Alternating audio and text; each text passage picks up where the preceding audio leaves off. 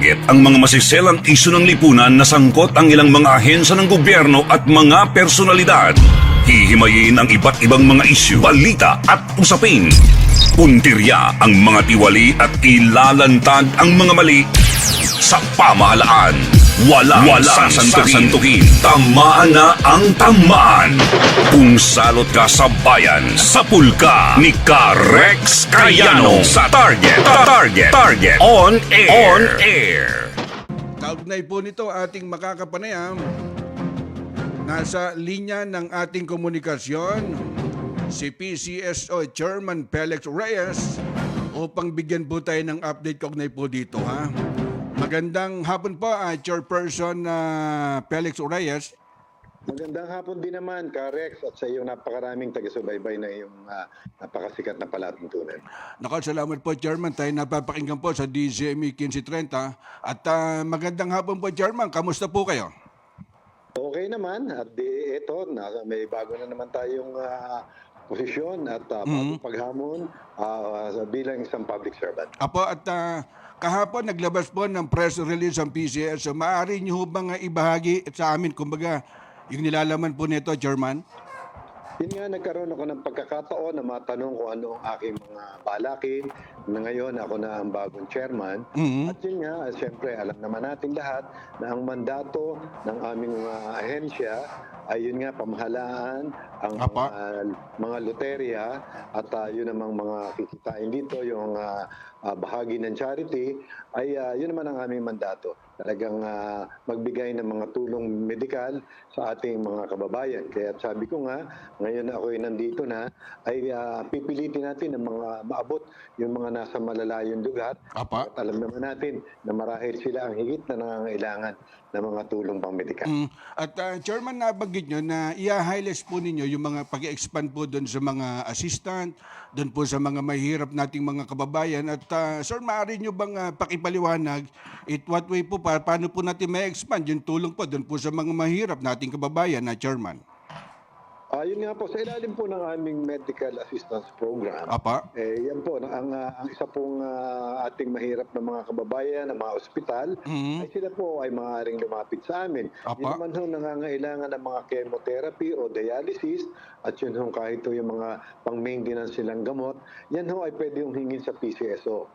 Yun nga lamang po at parang nase-centralize ho. Kaya sabi ko nga ho, napakagaling na naman ho ng ating komunikasyon, pati ho ang pagpapadala ng mga pera, dala ng ating modernong teknolohiya.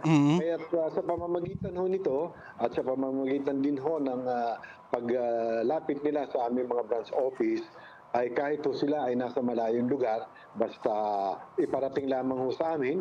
At meron naman ho kami mga ilang requirement at matutupad ho, ay matutulungan ho sila ng aming ahensya. At Chairman, nagkalat po ang mga lahat ng iba't ibang aligasyon sa inyong ahensya. At ano po ang reaksyon niyo dito?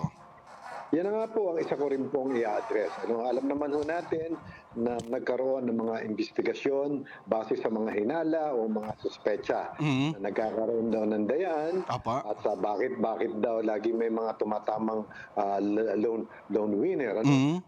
Pero atin hong tatandaan, yun yung mga panahon na amin hong pinataaso ang aming jackpot price. Alam naman ho natin na itong larong loterya, loto, ay dumadami ho ang taya. Oras ho na malaki ho ang jackpot. Ibig sabihin po, tinatangkilik. Kaya ho, nung amin nung pinalaki ang taya, ay dumadami ho ang tumaya. Ngayon, pa oras ho at dumami ang tumaya, lalaki ho ang tsansa na may tatama. Kapag hindi naman ho, pag itinaas ang jackpot, ay lalaki ho yung odds ng variant ng loto. Hindi ho.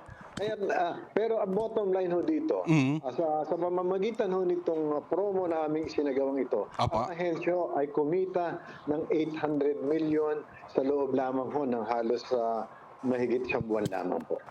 At nung nakarang administrasyon na Chairman, naalala ko na maraming kaso ng mga naisamba laban po dun sa inyo, ahensya. Pero sabi nga ho, kumbaga pinasisinungalingan nyo ito at itong mga ito. Sa tingin nyo po ba, Chairman, anong dahilan? Bakit po nagkaroon po kayo ng ganung pagkakataon during the past administration? Noon hong mga nakaraang administrasyon ay siyempre unang-una dumaan naman nga ho yung pandemic, ano. Parang hindi ho may panahon ho na talagang hindi normal ang pagtatakbo ng ating ahensya. Pero ito naman sa kasalukuyan ay pilit ho namin talagang inaayos ang talagang yun hong integridad at yung paniniwala ng mga tao ay amin ang pilit na ibabalik. At yun nga, amin hong ipinapamulat sa tao na yun nga ho, na kahit sila ay natatalo, pero nakakatulong ho sila. Kaya nga lagi namin sinasabi, sa bawat taya may kawang gawa. Apo, at kumbaga kapag kayo tumaya po sa lahat po ng palaro ng PCSO, para na rin po kayo nakatulong dun sa mga nangangailangan ng tulong. Kagaya po dun sa guaranteed letter, alam ko, nung sapol ng pamunuan po yan ni GM Mel Robles, napakabilis na po ng proseso dun po sa mga humingi ng tulong, Chairman. Totoo po yun. At yun nga lamang po, nakakalungkot na bakit ang ibang hospital ay hindi po kinikilala ang aming pong guarantee letter. Kaya sabi ko nga po, marahil ay magkaroon kami ng pakikipag-ugnayan sa DOH upang marahil ay utusan ng ating mahal na sekretary ng DOH ang mga pribadong hospital na sa oras na sila ay makatanggap ng guarantee letter, ito ay kanilang kilalanin. Sapagkat ito ang mahigit lubos na makakatulong sa ating mga mamamayan. At Chairman, dagdag ko lang, alam niyo sa pagdating po dun sa mga STL franchise, minsan malaki nawawala sa gobyerno, sa PCSO. Bali, magkakaroon po ba ng mandato ang PCSO through Philippine National Police? Siguro para matugis yung mga nagbubukis. Ito po yung kumbaga ninanakaw po yung gross na dapat po napupunta po sa PCSO at nakikinabang ang ating gobyerno at ating mga kababayan po, Chairman. Totoo po yan. Yan ay isang problemang napakatagal na, patuloy na nagiging problema. Patuloy din naman po ang aming pakikipag-ugnayan. Kasi po ang tumatay yung PNP Director, ganun din po sa NBI. Pero hindi po ito malulutas ng dalawang ahensya lang na nabanggit ko. Ang higit ho nito mga katulong ay ang atin mga kababayan. Kaya gano'n na lang ang aming panawagan. Ang atin hong tangkilikin, yun hong legal. Kapag ito ho ang babalik sa inyo sa pamamagitan ng tulong. Samantalang yun hong illegal, wala ho kayong pakinabang na babalik ko sa inyo. Kaya marahil ho ay ang higit hong matutulong sa atin para malutas ito ay tayo ho mismo na tumataya at tumatangkilik sa mga produkto po ng PCSO. At Chairman, panghuli na lang, magkano po yung pinaka-target po revenue ng PCSO para humasigit po makatulong ang ahensya ng PCSO sa ating gobyerno? Actually po sa taong po ito ay meron kaming higit kumulang na 60 bilyon ang aming pong target. Pero yan nga po, kami nga po ay papunta doon sa direksyon na atin hong i-online ang ibang betting platform na amin na nga hong sinimulan na, nag-test period na ho kami, yun hong iLotto. At nag-iisip pa po kami na ibang mga betting platform. Kagaya po ng halimbawa, yung mga kiosk, yung mga convenience store, o yun ho mga POS, yan ho ay makakatulong ho. At ganoon din ho ay magkakaroon ho tayo ng mga karagdagang mga ibang palaro. Napakalaking tulong po yun sa ating mga kababayan. Kumbaga, number 1 na nilalapitan ang PCSO. Kumbaga, handang tumulong, Chairman.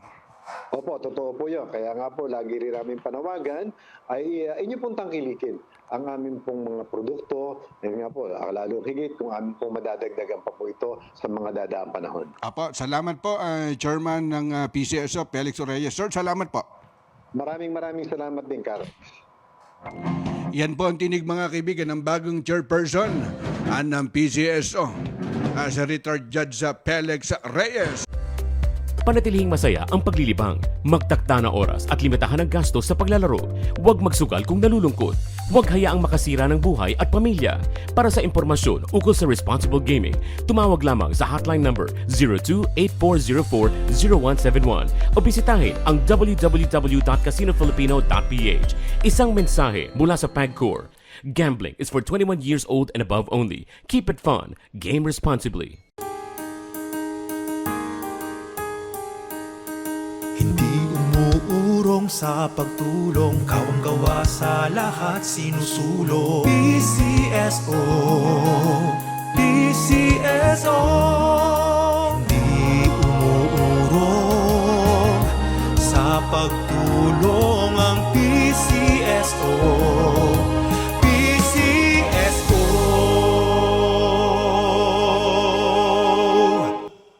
Oras hatid sa inyo ng Grand 88 Gaming Corporation. Ang oras ay hatid sa inyo ng New Antipolo Coliseum at Angono Cockpit Arena. Sumainyo ang isa na namang makabuluhang edisyon ng Target On Air. Kasama si Ka-Rex Kayanong. Abangan muli bukas alas 3 hanggang alas 4 ng hapon. Kung salot ka sa bayan, ikaw ang isusunod ni Ka-Rex Kayanong na Target On Air. Nangunguna sa balita, impormasyon, musika, komentaryo at serbisyo publiko. Ito ang DZME 1530. Una sa kanan, ang himpilang may paninindigan.